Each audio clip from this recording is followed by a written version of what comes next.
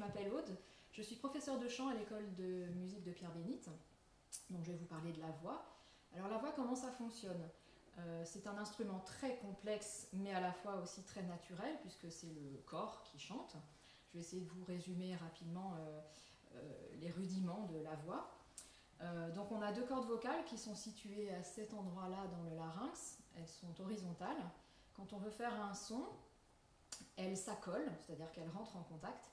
Et puis on fait passer de l'air dessus, ce qui crée la vibration des cordes vocales. Donc le son est créé ici, puis après il est modulé par tout ce qu'on fait pour la prononciation, pour créer des résonances dans la tête, etc. Donc quand on travaille le chant, on travaille énormément sur la respiration, mais aussi sur la prononciation et surtout sur la posture, puisque, comme je disais, c'est le corps qui chante. Alors parler du répertoire de la voix, c'est parler de toute l'histoire de la musique, dans tous les styles musicaux, toutes les époques et tous les pays, on a du chant.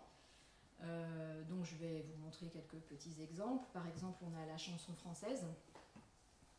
Voilà combien de jours, voilà combien de nuits, voilà combien de temps que tu es reparti. Tu m'as dit cette fois, c'est le dernier voyage, pour nos cœurs déchirés, c'est le dernier naufrage.